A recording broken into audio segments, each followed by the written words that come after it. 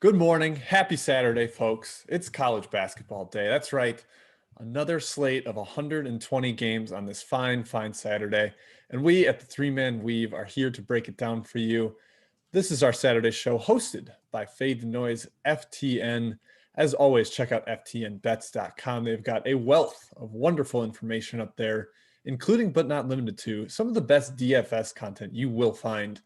I am a terrible DFS player, but if you want to be good, then you want to get on FTN. Kai, Matt, how are we doing this morning? Let's start with you, Kai.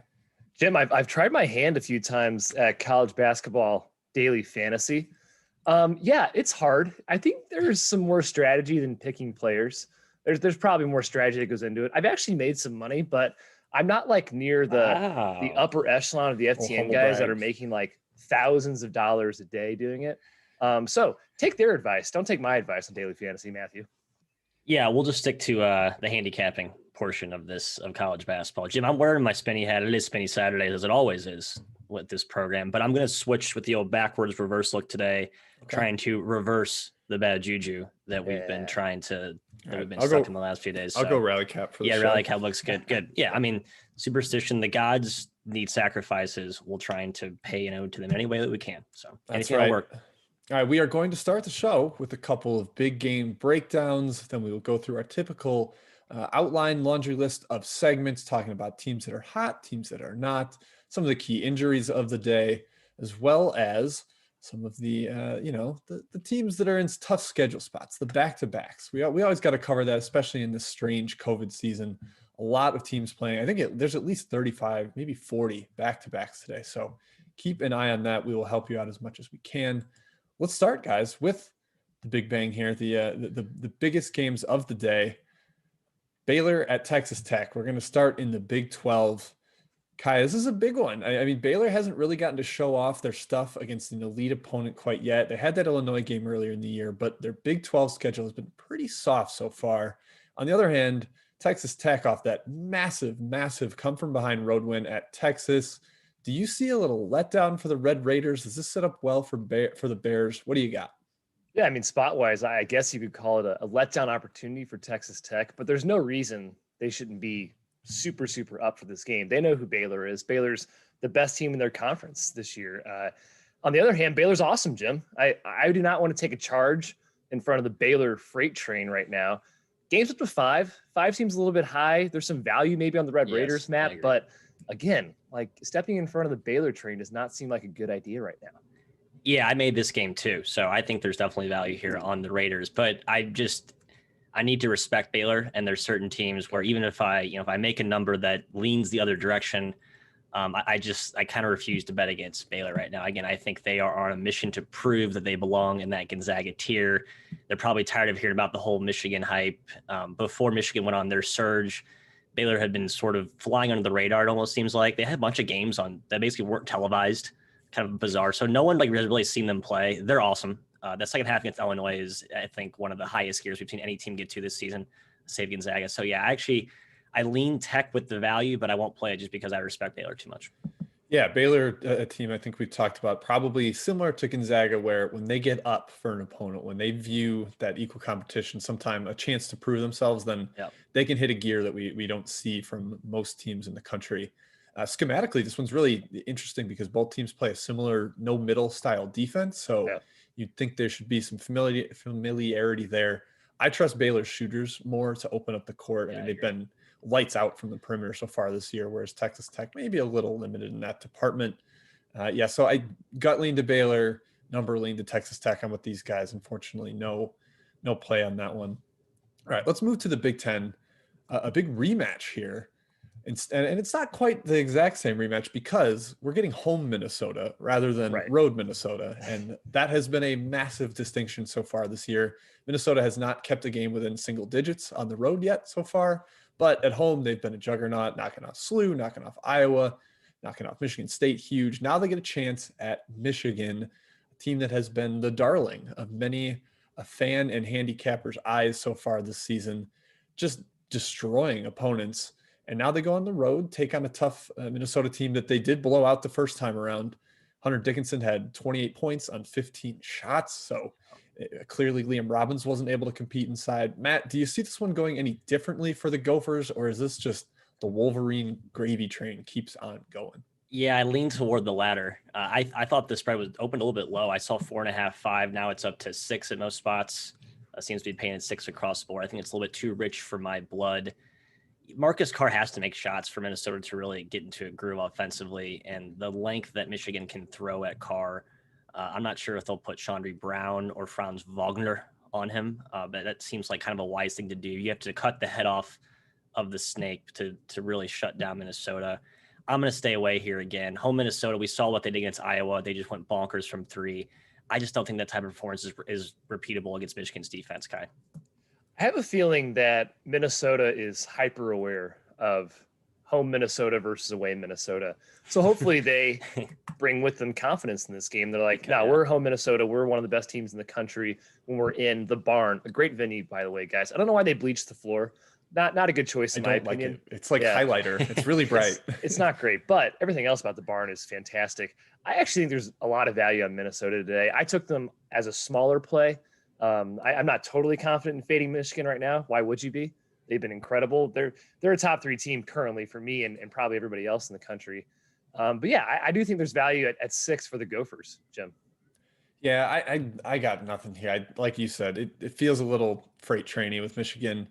The matchup seems to be fine, but Robbins just couldn't do anything against Dickinson last time. And if if Minnesota has to send doubles, that's when Michigan really starts to tear you up because they got Wagner and Livers that can hit from the outside. Mike Smith's been a genius at point guard, getting into the lane, knocking down Ivy shots. League guy. There you go. He's smart. He's smart. Jim. Yes, you always have to mention if someone in the Ivy League. It's just mandatory. All right, let's move to the last one of our Big Bang section here. A battle of orange defensive stalwarts. Virginia on the road at Clemson. Clemson, the number 1 team in the country defensively per KenPom, which is usually the spot reserved for the Cavaliers, is interesting to see. Guys, we have a barf-tastic total of 116 on this game. Yeesh. But historically, that's kind of been the trend between these two. Neither can really shoot. Kai, you're pointing straight down at the earth. Under, baby. Gosh. It feels gross to take it, but I don't see how either team scores. Do you agree? I totally agree. Yeah, I think the under is actually a good play here at 116, Jim. Like you said, a ridiculous price. For me, this is a program versus current season matchup. Do you believe in Clemson's current season? I do. They're legit. They're definitely a good basketball team. Number 1 defense in KenPom currently. Or do you go with Virginia that has built a program the last several years under Tony Bennett? Clearly a class above Clemson. For me, I lean towards that aspect, that angle of this game, and lean towards Virginia as a short favorite here, Matt, on the road.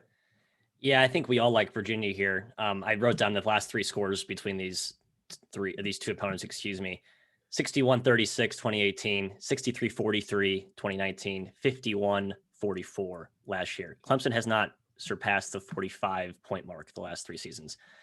While this offense is better, there's still not a ton of shooting. And against Pac-Line, again, we'll make shots. We talked about that with the Baylor, Texas Tech breakdown earlier. I just think the numbers got a little too far. I would take anything up to 2 with Virginia, but anything above that, I don't know. Virginia's got their own issues too. They got more back last game. He played well. That was encouraging, but this offense has not been a well-oiled machine to start. So I would maybe take Virginia small, but certainly would not put all my chips in. I agree, Matt. Past 2 wouldn't be a play for me. Yeah, even at 2, I'm a little. Clemson's been really good. Like I kind of believe in this team. When I watch them, I'm like, oh, they actually have playmakers. I mean, Sims can do a lot of the inside-out things that could potentially hurt the pack line. It's just they've got to hit shots, and I'm not sure I totally trust them to do that yet. So yeah, you lean towards the under, a little lean towards Virginia, but we shall see. We'll have best bets at the end. Don't worry, folks. We don't ride the fence the whole show. Okay, Matt, let's go over to you for some full steam ahead. Who is getting hit on the board this morning and overnight? Anything we should be keeping an eye on there? Just broad stroke overview, a lot of movement, but not a ton of massive movement on any one game. So we'll try and highlight the key ones. I know that we have a rooting interest in. We have some insightful takes about. We talked about Virginia opened as a dog. That's now flipped to favorites. I'll talk about Baylor, Texas Tech. Early money comes in, or I believe came in there on Baylor as well. There's one that kind of stuck out the late night, sort of off the beaten path here. Portland State, again, getting hit with some money. I believe we were consensus on them in the first leg of the back-to-back. They're staying in Montana State. The second leg is tonight, open +9 down to 7.5. We talked about this internally. I don't know if I think we might be too high on this team. This might need to be a look in the mirror type of squad. Very talented, but no continuity, no chemistry. That said, Kai, are we still sticking with the Vikings here at 7.5? Yeah, I think the number's too high. I agree with you. We have them perhaps a little overrated. The talent's just it's too much not to have this team close to Montana State. You can't tell me Montana State is that much better than Portland State. Yeah, they're not. I agree. However, the chemistry issue, Matt, is a real angle here because, excuse me, the end of last game, you saw the chemistry issues come out with Portland State players yelling at each other, a guy flagrant fouling Montana State's player in the backcourt, and them kind of getting into it with each other. That's not a good sign if you're a Viking backer. However, I think the spread's still too high. Second game in Montana State, Bozeman, Jim, correct me if I'm wrong. I think they get it done tonight. Yeah. I'm with you. Too high. I join you guys there. My strikes are around 7.5, but so I wouldn't go lower. But at this point, solid spot. Similar to our Georgia Southern love, one that we need to also revisit. Just really talented, but no cohesion at all with that team. Pepperdine, another one that I think we all were liking. Got a little bit away from us here. Opened at -11.5, -12, depending on where you look. Now the waves are up to -13 at home hosting Portland, the perennial dreg of the WCC. Pepperdine gave Gonzaga all they could handle, as they always do. The waves were legit. I think they proved that to the nation who happened to stay up and watch that game. However, do we think this is a potential letdown spot here, Jim? I do. I do. After Gonzaga, I looked up their historical results after Gonzaga aren't that bad. I thought it would be worse. I thought it would be worse, but too. I mean, this feels like, oh, they beat Cal by 12. Now they lose to Northridge at home. I mean, they've been. I just am concerned about this team as a big favorite and being focused about a game that they think, oh, we should waltz in here and win, which they should against Portland. But yeah, I think I made my strike 12, so I likely missed this game, but that's okay with me. I'm hesitant to trust Romar as a big favorite. Kai? Yeah, I liked it up to 12 as well, Jim. So if it is 13, I'm not on it. I agree. Letdown spot could absolutely be in the cards for Pepperdine here, but Matt, I'm not backing Portland. Yeah, one thing I will say is Pepperdine's lost 3 in a row, 2 of which were at home. So there is also probably an element of we need to win, right? Yes, we need to get right here. I think the value is there. If you just want to trust the price, I think the spread's too low. Still should be a track meet for sure. Right. So that is played a higher number. That bodes in your favor. Maybe Pepperdine first half could be the right play. I'm not sure there. I was staying away just to clarify. A few others here I want to hit. I'm surprised none of us are on Davidson. Some of the sharp money hit it pretty hard early. Started at -7, up to -8.5. They're playing LaSalle, and the Explorers are searching, fittingly, for some sort of identity right now. I watched this team play a few times. I don't know who they are. I don't think they know what they are. Had a couple of big guys transfer out. Ashley Howard, former Jay Wright assistant, still trying to figure out what to do with that team. Any thoughts on this one here, Kai? No thoughts. I lean towards Davidson. Yeah, I don't think LaSalle's very good. Can't touch LaSalle right now. That's just they play very slow. Davidson does. So them as a substantial, like close to double-digit favorite doesn't exactly give me the warm and fuzzies. I agree. Yeah, on the road too. It's stay away from me, especially at the number that's been bet up to. Another one here is just probably just for me personally. James Madison got hit from +4 to +2. They're playing Towson, and I agree. I'm on JMU here. The Dukes, they've had some troubling efforts to start, but they got Vado Morse back 2 games ago. I think they're trending upward. Jim, am I off my rocker here, or do you have any strong opinions? Towson's out of a COVID shutdown. They haven't played since December 26th. That'll come up in our scheduling portion later. Yeah. But we're kind of debating internally how much that means at this point in the year. Once you've played 4 or 5 games, does taking the time off really hurt you? I'm starting to lean towards no. So maybe that doesn't really matter. But these are 2, local, close proximity rivals here in the Colonial. I would probably lean towards James Madison, but both these teams are putting together a ton of transfers. So it's a really volatile outcome for both sides. So I'm staying away. Kai? I think Towson's a little overrated frankly, by the market. And I was high on them too preseason. They just have not looked good at all this year. Not that James Madison's been anything special. So I agree, Matt. I lean towards your side of James Madison. Jim, I love your take on the schedule, the whole COVID dynamic. Early on, I think that was a huge hindrance. Now we've actually seen it be a positive. A lot of these teams who have gotten a few games in and then shut down, they're still able to practice with a lot of their team. They're able to do some workarounds, and they come into these opening games out of the shutdown super rested, motivated, and without the rust that they showed earlier. So I think that's actually the pendulum starting to swing with that factor as well. Just a couple more here quickly. Mercer, a pet team of ours, from -5 to -6.5. They're hosting the Catamounts of Western Carolina. That Fally Alvarez came back last game. Mercer blew another lead again. Jim, are you going to back to this well, or are you just kind of sick of the Mercer letdowns in the second half here? Staying away on this one. This probably is a better, like, at home, maybe get right kind of spot. Western Kentucky, kind of a bad defensive team, but I don't know. Yeah, I got very frustrated with it. They got up 19 late in the first half against Chattanooga and lost outright. Didn't even cover as a plus 3 dog. Yeah. So, yep. What are you going to do? I'm leaning Mercer, Matt. Nothing strong, though. I know you guys are both on this next one here. Tennessee State from a dog +1 to favorite -1. Kai, what are you seeing in this one here that makes you like the Nashville Tigers? Yeah, one of my best bets today, guys. Tennessee State -1. Turnover City is what I'm seeing. You have the 63rd best team in the country at forcing turnovers in Tennessee State, going against Tennessee Tech, who turns it over at the 315th best rate in the country per KenPom. My only ask for the Tigers, guys, is guard Junior Clay. Yep. Guard him. Yes. That's all you got to do. You'll win the game if you guard him. He is the catalyst, no question.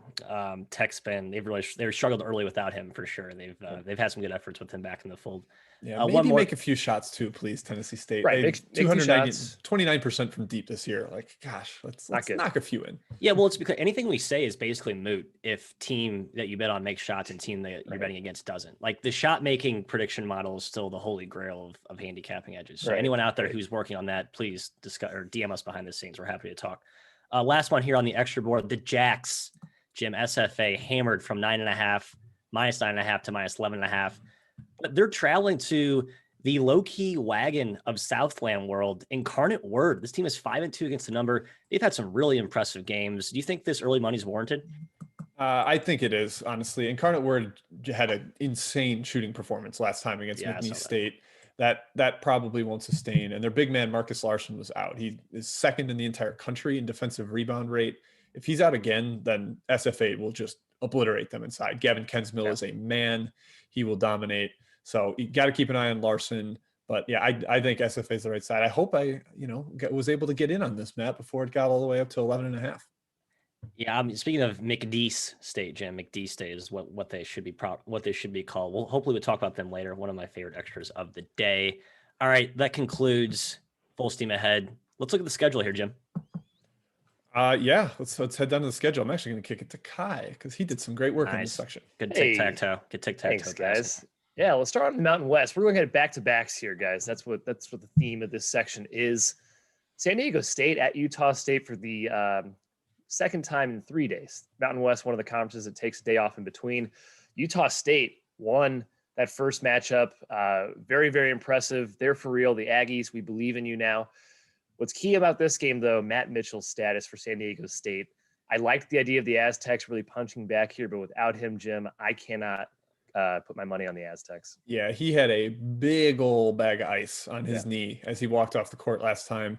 Apparently he was, in uniform and kind of meandering through workouts yesterday through the shoot around.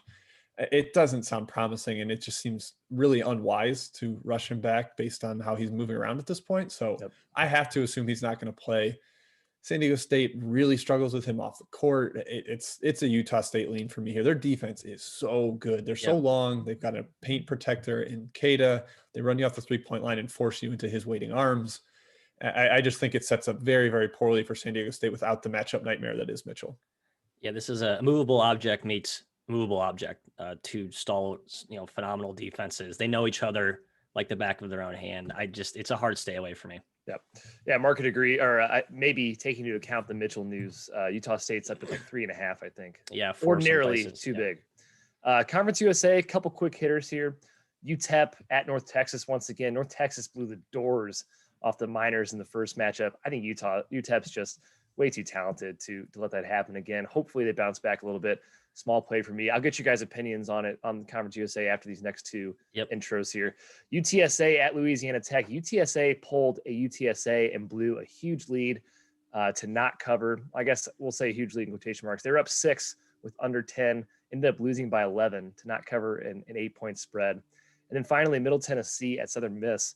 Southern Miss won by 30 in the first matchup. No Schuler for Middle Tennessee, but come on, Raiders. Jim, let's start with you. Any takes in those 3 Conference USA matchups? Well, I think there is some bounce back effect coming in this conference. I mean, Charlotte got down 25-1 against UAB. There really were not a lot of close games in this league yesterday.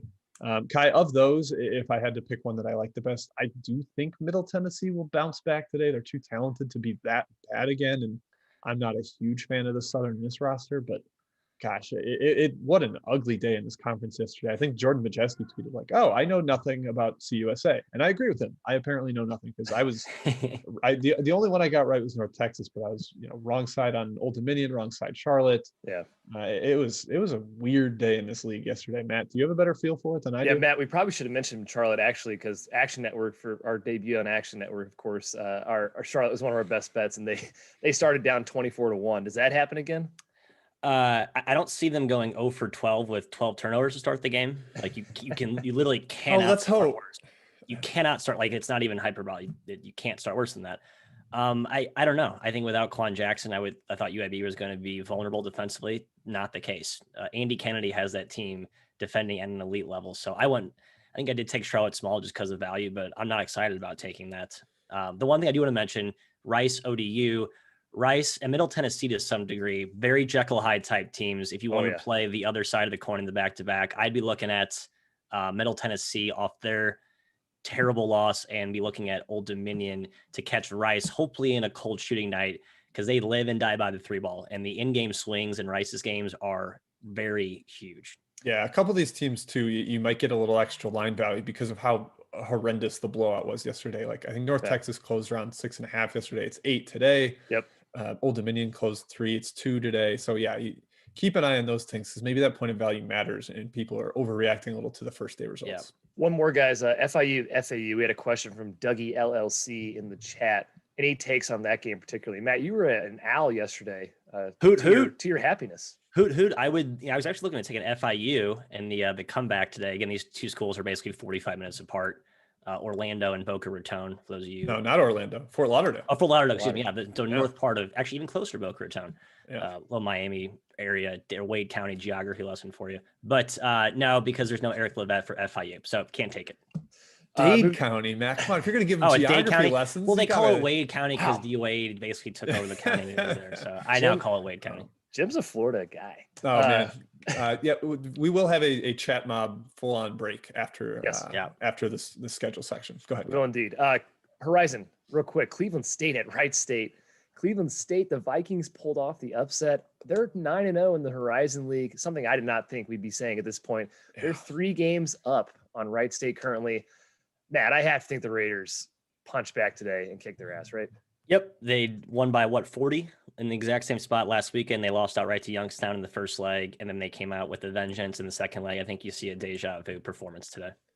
Yeah, they've been bet a little bit. I mean, I think yesterday closed 9 and it opened 7 today, and people were like, that's silly. So the spot of we're the best team in this league and we're down 3 games to them, that's ridiculous. Unacceptable. Also, Dennis Gates, good basketball coach. He will be picked off by a large program very soon.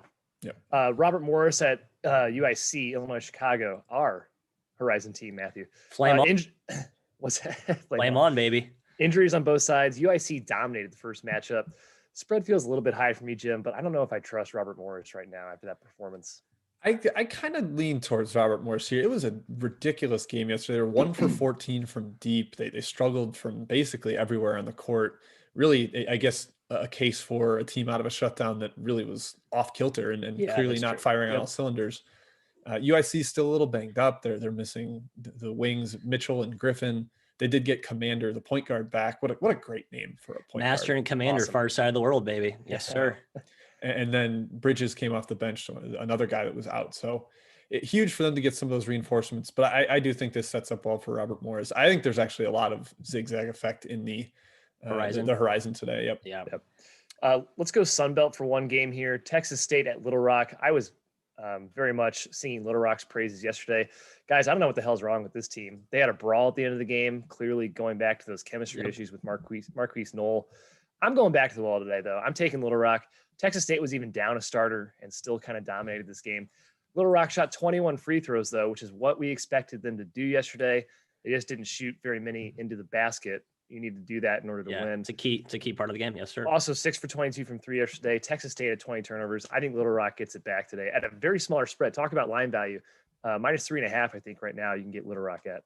I did take Little Rock as well. I should caution about any potential suspensions from the brawl. And I should have checked this last night or this morning.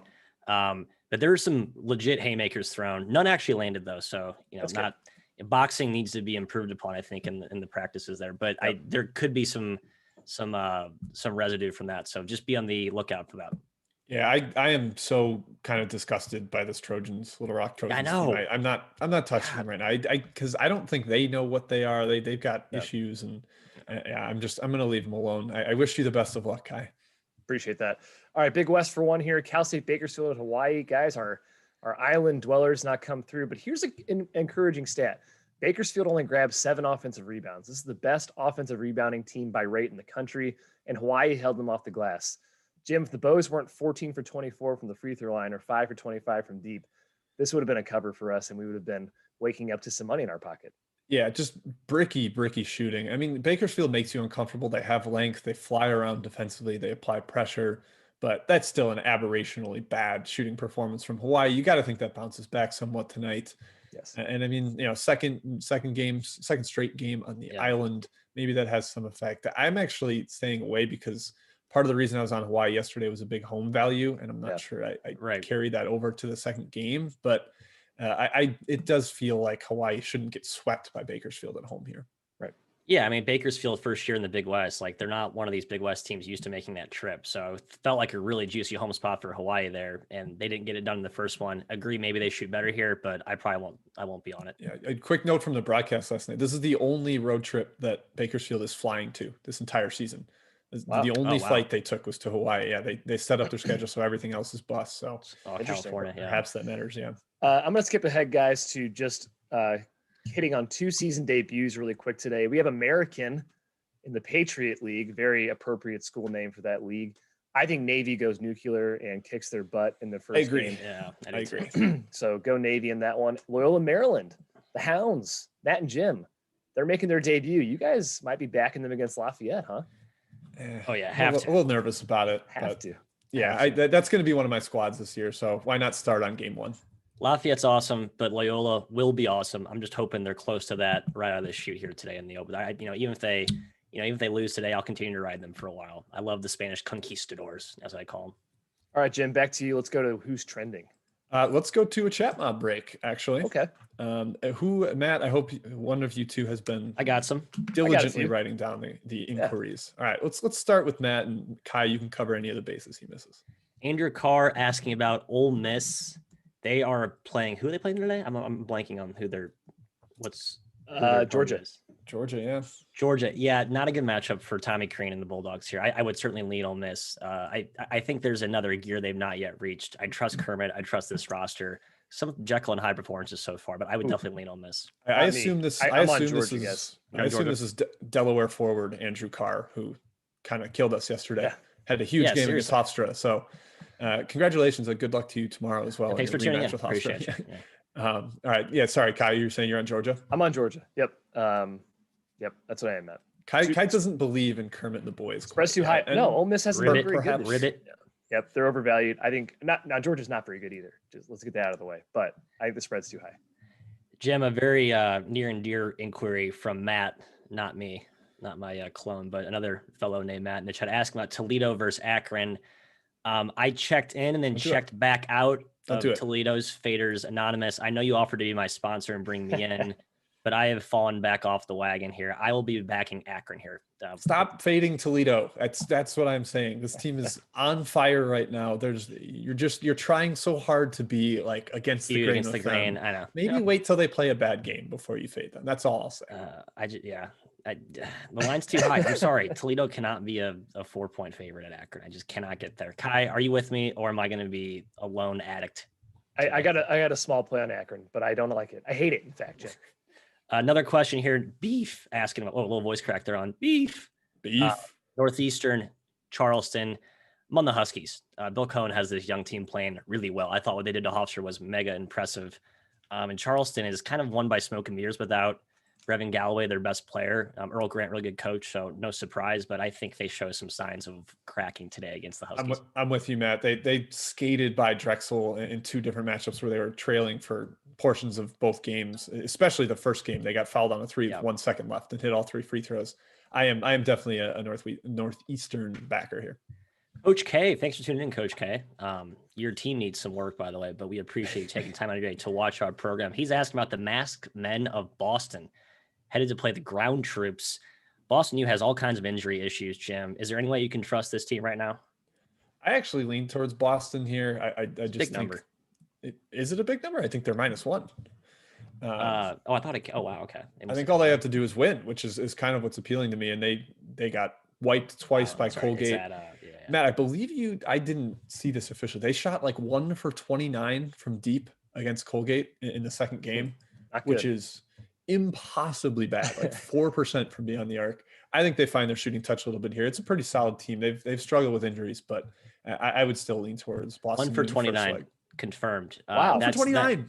That's insane. That's absolutely insane. We must have been on them then that game, right? We weren't. Somehow we were not. Well, that's surprising. We did try to get on Colgate because of the late injury news, and we missed Colgate. So we could have been against that shooting performance, but of course. Okay. You're right, Jim. No, this game is at Boston U. I thought it was at Armory. So yeah, Boston's actually a small favorite. Man, I want no part of that right now until they're healthy. That's all I got from my end. All right. I got a few, Jim. Do you want me to hit them now or later? Hit them now. Let's do it.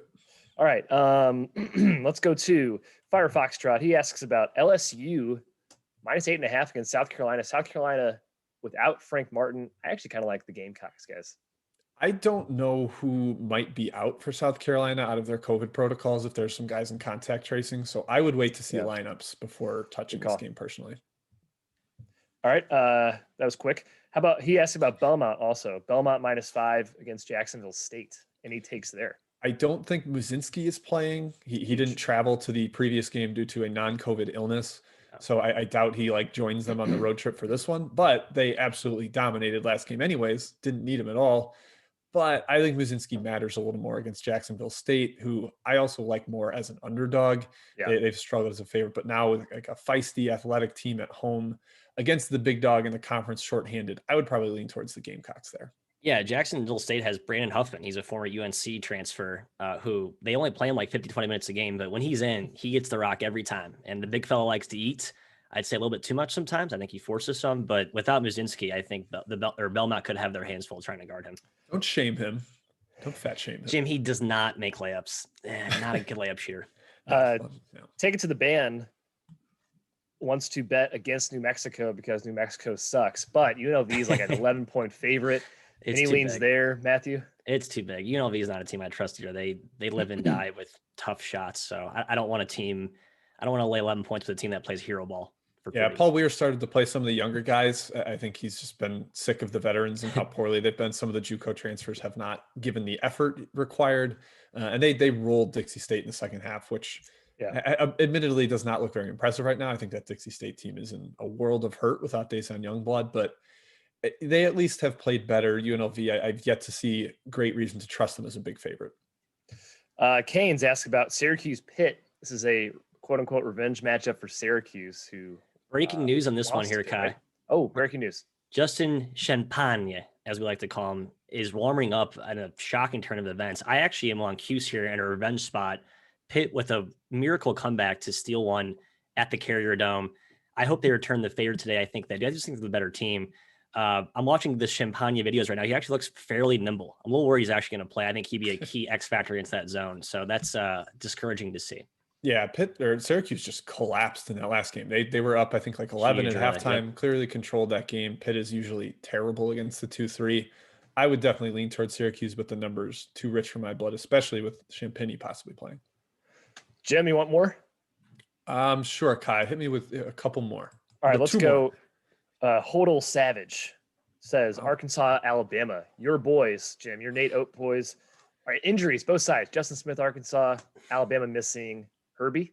Yeah, possibly Herbie, possibly Quinterly, definitely Bruner. It's really hard to get a read on this game because of that. I mean, they were sensational without all three of those guys at Kentucky. It just didn't matter in the second half. But I don't know. This one feels like it sets up more for Arkansas to bounce back from their gross performance at LSU. Kind of a buy low, sell high spot here. But I also don't want to bet against Nate Oates right now. They're on a roll. And last year, like I said, I've said multiple times, they had like a 10-game cover streak because they just figured it out. And Oates is always targeting, like, we have to outplay expectations. He's been quoted as saying it. So if they're up, they will try to stay up.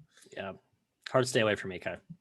All right. I got a 2-pack, Jim. I'm cheating here for the last one before we continue on. We got Mizzou and Wazoo. So our Tigers are against Texas A&M today on the road. Wazoo is on the road at UCLA. USC, excuse me. Yep. Eileen, Washington State again, which is a scary concept after UCLA just absolutely obliterated them. And then Jim, I'm kind of scared for our Tigers against the Aggies, to be honest.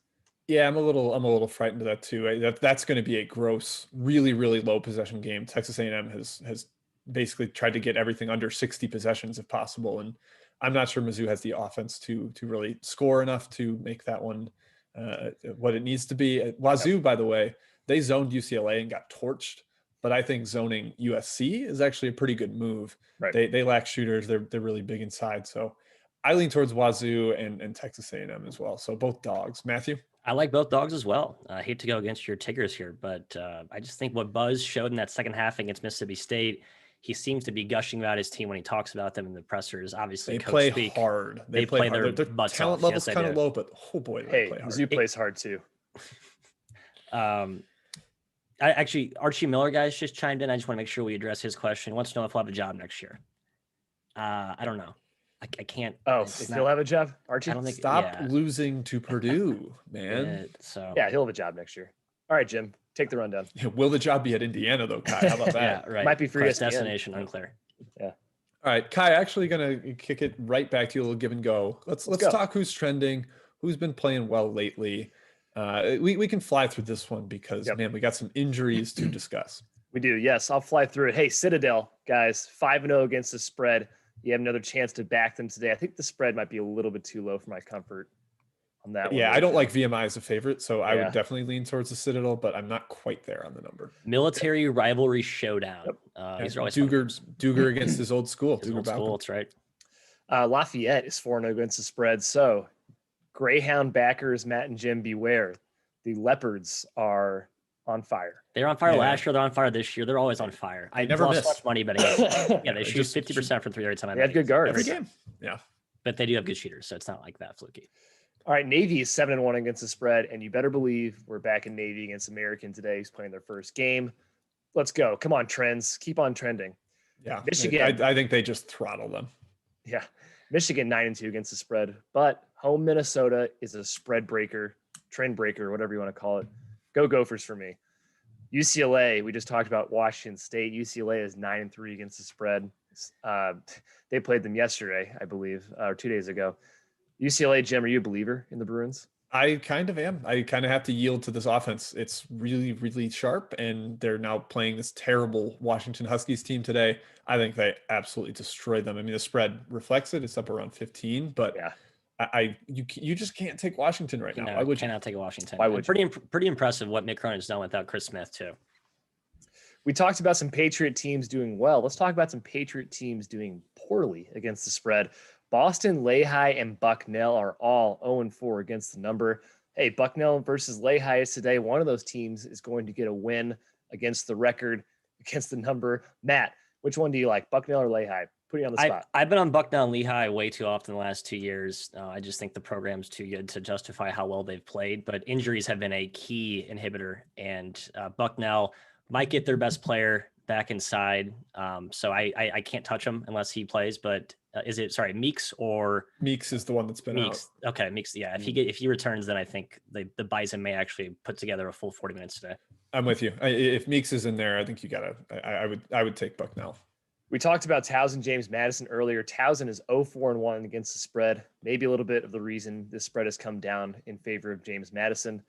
Washington 2-9 against the spread. It's not just in your head. They actually suck. The Huskies are bad. So bad. Historically low. This might be the worst team they've had in name the number of years. It's been terrible. Even worse than the Romar years, guys. Eastern Illinois is 3-9 against the spread. This one kind of surprised me. I feel like I've been on the other end of this one of those 3 games at least against Murray State and Austin Peay both come to mind.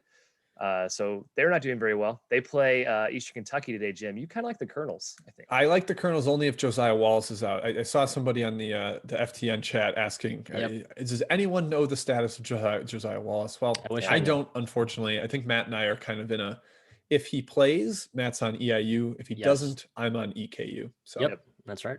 Kansas State 3-9 against the spread. Again, it's not in your head. They actually do suck. I'm taking Texas. I know it's like 20 points, but I think Texas blows them out. Yeah, K-State's down. Nigel Pack, their stud freshman point guard. They've been out a bunch of guys every game. They're just as hurt today as they have been. I think they're getting one of their big guys back. But some actual sharp money came in on K-State just because the line's so huge. But I'm with Kai here. It's Texas.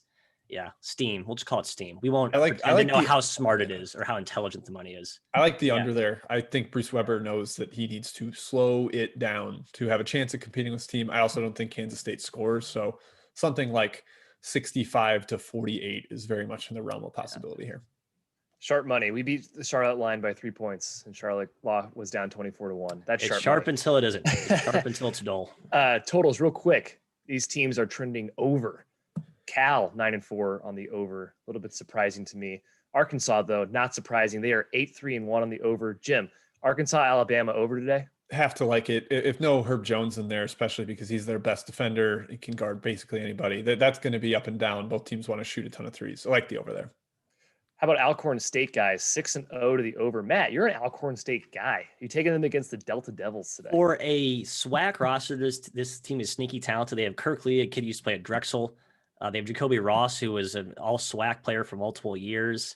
And they have Tremaine Crosby back from injury. They put up a lot of points last game. I think any over is a good play for Alcorn State going forward. And obviously the Delta Devils defense is non-existent. So you got 2 things going for you there. Also, unsurprisingly, Citadel 4-1 on the over. It's kind of like an automatic over bet for me, Jim. At this point, if all of your games have 80+ possessions, sometimes the market's struggling to keep up. Yeah. On the unders, Texas A&M 2-9 on the under. They play Mizzou today, who is really not going to force the issue. Probably a good play on the under in that game.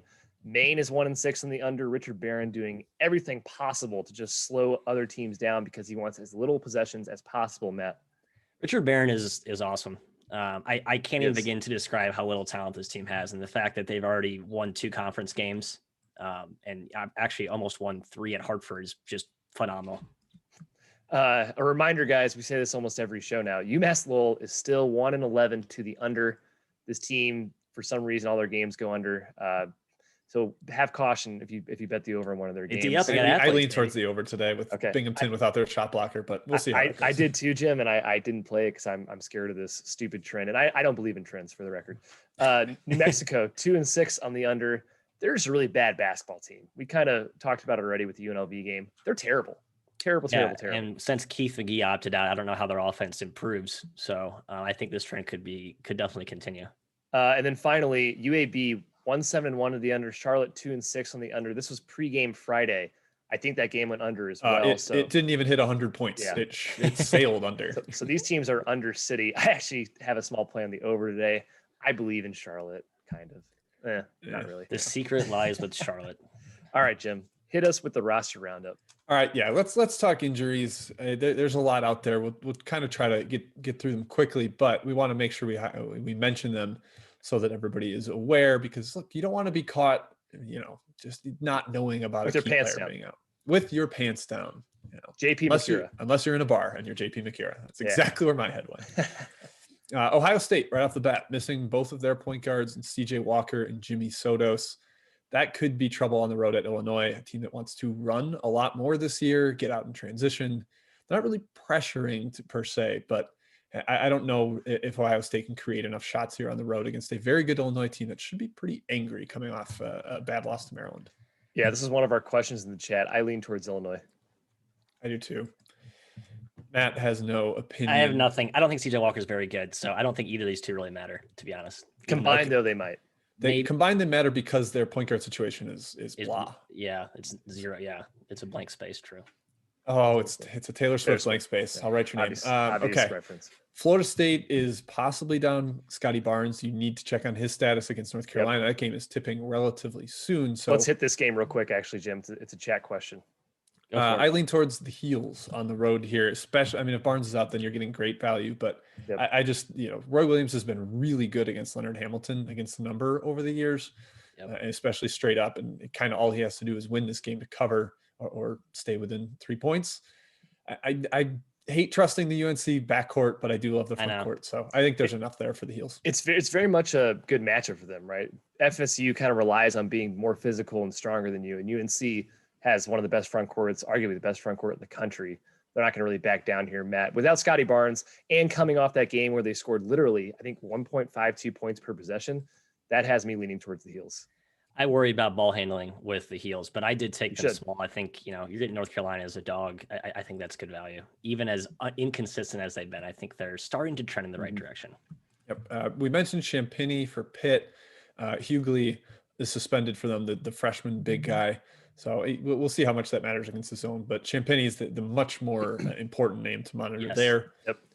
San Diego State, of course, Matt Mitchell likely out. Sucks. Hard to really back the Aztecs without him. It hurt them down the stretch against Utah State, and that defense is so good. So I mentioned that there. Butler and Creighton, a lot of injuries to consider on both sides. Zagorowski is a game-time decision for the Blue Jays.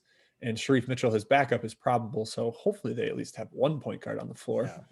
Meanwhile, Butler's Bryce Golden is likely to play after getting banged up last game. Chuck Harris missed the game against St. John's. So another backcourt injury for them.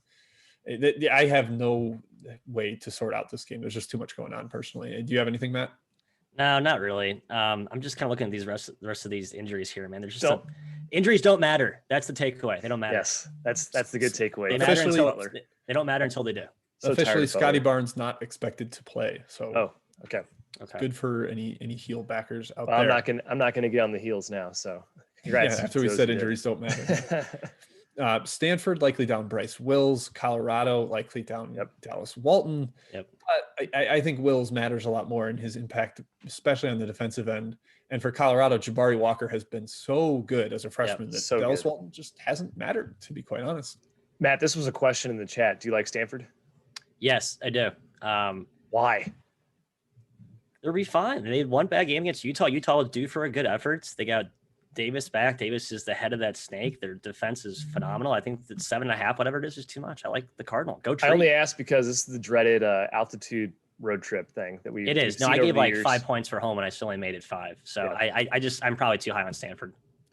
You might be too high. I just don't think you're high enough on Colorado. This Colorado team is really, really good. They have every piece you'd want them to have with wings, a senior point guard, actually legitimate scoring bigs.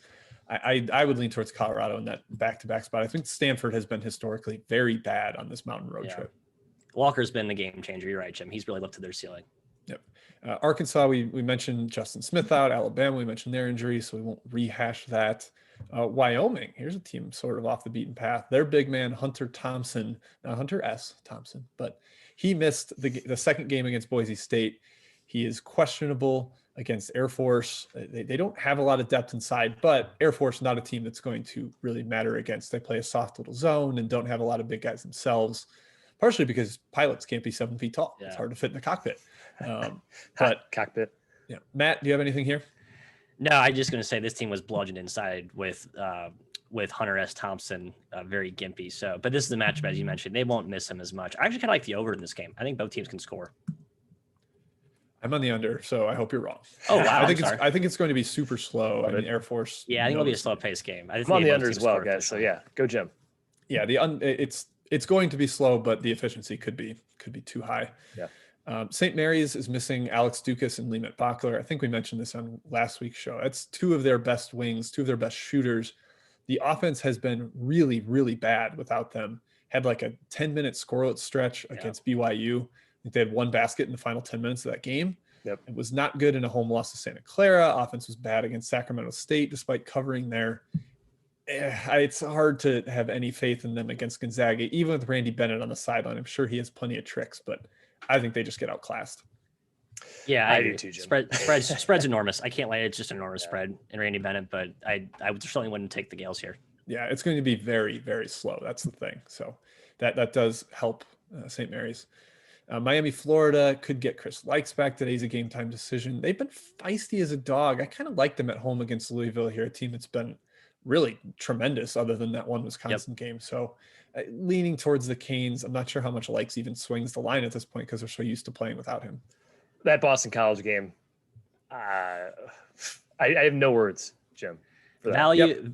Value on the Canes here, but Louisville's like Baylor for me, a team that I like and I respect too much to bet against them. So I think the Cardinal are another team that's trending up that I just don't want to fade. Fair, and they got Midland back, or Midland back should too, be so starting to deeper. contribute more. Yes. Yep. And then we mentioned Kansas State. They could be down to 6 or 7 scholarship players, which good. Again, I think helps Texas, obviously, but also should help the under. We'll see. Fly through a couple mid-major ones to mention. Bradley's Ari Boya likely out again. They're massive 7'1" shot blocker in the center of the lane. Evansville is one of my best bets. So for a big reason in that. I think the matchup's great for Evansville. They shoot a ton of threes, whereas Bradley is very pack line, keep you extended on the perimeter, and Evansville has great shooters. I mean, I think they're third in the country in three-point attempt rate and 37th in three-point percentage. So that matchup sets up well as long as some of the shots actually go in. Yep, I like the Aces as well, Jim. I think it's a great play today. Northern Arizona without Luke Avdilovic and Nick Maines last game against Montana. They had the sleaziest cover backdoor of the entire season. Point shave. Felt like it. It felt like it. But I am going back to the Montana well, despite how much they hurt me last time. They're clearly the better team, and NAU limited. Just don't have a 10-minute scoreless drought in the second half, Montana, and you'll be fine. Up 17-0, up 25 in the second, up 15 with under 2 minutes to play. Doesn't matter. Sunbelt is always littered with injuries. UT Arlington missing Azor and Ilame yesterday. I got to think the Cajuns bounce back in this one, get a road win. They were hanging around the whole time yesterday. Crazy final minute in that one. Yep. Appalachian State without Kendall Lewis, but they've been okay without him. Matt, your South Alabama Jaguars got it done yesterday, but they basically played 5 guys the entire second half. You got to lean towards the Mountaineers after that. Yeah, the Jaguars cracked in the last 2 second legs of the back-to-backs. It was odd to see them, the shorthanded team, make the crazy second half comeback, especially against App State, who had just come off 2 crazy second half comebacks. The Sun Belt is a funhouse mirror of whatever. So I don't know what happens here, but I definitely would not be on USA given their lack of depth. Yep, I'm on App State there, so let's go. That's the right side. UIC, as I mentioned, down Griffin and Mitchell, but they're getting healthier, so that certainly helps them. East Tennessee State probably down Ladarius Brewer, a key player. It was mentioned he is doubtful due to COVID protocols. Kai, I think you like the favorite here, and I kind of do too. I'm all in, Jim. They're actually one of my best bets. Furman -9.5 pre-show. If they're up to 10, it's okay. Take them -10. ETSU's off a shutdown, guys. We talked about how that might not matter, but I think it will against Furman. The one thing about Furman, they haven't covered in 3 games. They haven't covered since December 21st, perhaps a little bit inflated now by odds makers. Yeah. I don't think it matters this game, though. They're going to force a ton of turnovers, and they're going to rain triples down on ETSU all day long. So Furman, one of my best bets. Let's hope so. East Tennessee State's shutdown, the quotes were very they were in their apartments. Our strength guy went to their house with a medicine ball, and that was what they did. They were not in the gym practicing. So hopefully it matters more there. Right. And then Northern Illinois, Ball State, both teams really banged up, missing a couple of starters on each side. NIU's been much, much better since they fired Montgomery. And, ironic. Yeah. Well, it's that the bounce back effect of losing the coach and getting that weight off your shoulders. All right. That wraps up the injury section, guys. There's plenty of extra board injuries. So, we don't want to run through all of them. There's plenty many more we don't know about, because that's just that's what you get with. They will pop up as the day goes on. All right, let's get into our best bets. Recap what we like. We do have the weave versus weave, but this is a conditional one. Yeah. We will not actually be squaring off against each other, Matt, because we just got to wait to see if Josiah Wallace is playing. True. I guess our initial leans are head to head, but the actual money will not be head to head. So if Wallace is in, I'm a Panther. Panther, right? Each one with Panthers. There you go. You're right. Yeah. The It's my parents' Panther alma man. mater. Hey, Charleston, Illinois, phenomenal place. Great college. Is it? I've never been there. Never been there. Yep. So I do in EIU if Wallace plays, but he's been hurt all year. So Is a slight revenge spot. Eastern Kentucky got him by 8 without Wallace in the first meeting. So we'll see if that continues. All right, let's go to best bets though. Kai, you did mention Furman and Tennessee State already, but you've got another one. We got 3 each. Yep, Furman up to 10 guys. Tennessee State -1 is what I like. I might push to 2 if it gets up there. TBD on that one. Indiana State though is my third best bet. -4.5 pre-show. I take it to -5. I might take it up to -6 even. Spread's too low. Illinois State sucks. Can't score.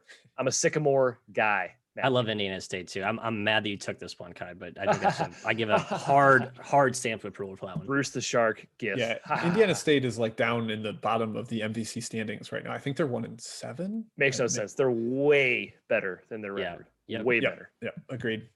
All right, Jim, your best bets. Yep, my best bets. I did mention Evansville already. I like that one. I think it is 8.5 right now. I would have preferred 9, but the matchups are strong enough. I will take 8.5. Notre Dame -4.5. Kai, you mentioned the outrageous Boston College shooting performance from last time out. They went 18 for 35. I can't even comprehend that. That was without Winston Tabbs, one of their best players. They've also been down Fred Scott, Luka Kraljevic, Mekhi Ashton-Langford. Like, this team is super shorthanded. They have no right to be playing as well as they did last game. And Notre Dame is currently 0 for the ACC. So I think they come up with a strong home performance here to knock off the Eagles. And last best bet, evening one from the WCC, San Francisco, the Dons at home against BYU. BYU off that crazy final 10 minutes to win at St. Mary's. I was on them in that game. And now I think it's just tough for them to get up for a really game competitive San Francisco squad that needs this home win. Had an easier matchup Thursday night. They're less stressed. And I think San Francisco can run on them and spread them out, which is huge against BYU. Yeah, I'm surprised I'm not on the Dons here, actually, Jim. I think we're Dons backers pretty much consistently, but I think you have winners there. I'm staying on the West Coast for my first 2 best bets. I mentioned Washington State. I think Kyle Smith learned the lesson with the zone. Either he goes away from it or he tweaks it to work more effectively against, as Jim mentioned, a not as offensively dynamic USC opponent today. So I think this is the right side. 13. They're getting healthier, though they are still not fully healthy. These freshmen are getting better every game. I mean, this is a really talented freshman group that Kyle Smith brought in here. So I like data rate +13. You say it was 13, Matt? I thought I saw 13, 12.5, 12.5, or 12 is where I drew the line in the sand. Yeah. 12.5 right now. And they were what? They closed 9.5, 10 against UCLA. So there's absolutely value in that. Right. Spread. Exactly. Yeah. That's a great point. Great way to look at it. And then Stanford, my other one, as Jim mentioned, I could be underselling Colorado. I think I have them rated fairly highly. I just know I have Stanford rated extremely highly. I know when this team has all hands on deck, and they are close to that today with Dejon Davis back, their point guard. They're a very different team. I think they have success today against the Buffs, even though it's a tough spot in the back-to-back of that mountain trip. I gave a lot of home value and still have this shorter. So I will be on the tree. Matt, do you have one more for us? One more. I have 3. I actually followed directions today, Jim. It's very, very surprising. I'm taking the Phoenix. Fire up Green Bay, Jim. You're repping the jersey right now, so I had to. I haven't really be on mentioned brand. it, but it's Packer football day. Is that today? I don't even. The NFL playoffs are such a foreign concept to me. But well, good luck today, and good luck today, Mr. Will Ryan, in your Phoenix. I think you have plenty of value catching Detroit off a terrible effort yesterday. Classic back-to-back pendulum swing. I think this game plays much closer to a pick. I believe the spread's at like 5 or 6 right now, something around there. Yeah, let me get that for you. So high. Yeah, it's 6.5. Yeah, too high. I think yesterday closed like 4.5, 5. Yeah, too high. Investigating that. Too high. Too much. Too high. Yeah, yesterday closed 3.5, and today's 6.5. Like, that's insane. That's too much overreaction. Yeah. Yep. Overreaction. And that's it. That's it. All right. That is it. Hit us up on Twitter at 3MW_CBB if you have more questions. I think we missed a couple yesterday, but we will be better. We will be diligent. We will answer any questions that come at us. As always, thank you to FTN for hosting and presenting this show. We have a blast with it every Saturday morning. They give us great freedom to talk about really whatever we want, go whatever tangents we want. So thank you to FTN. Check out their and site. They let us wear this hat. They let us wear these hats too, Jim. That's true. Spinny Saturdays, baby. Check out their site, FTN Bets. They've also got great write-ups, pick packages. They've got fantastic DFS resources. I mean, some of the tools that they have in there for comparing player props. It is an NFL Saturday and Sunday. So check that out to compare, your overs and unders on receiving yards, rushing yards. Lots of great stuff on the Fade the Noise website. Make sure you support them and check that out. We will be back at the same time next Saturday, 9:30 a.m. Central, 7:30 a.m. Pacific. We will see you guys then. Thanks for coming by.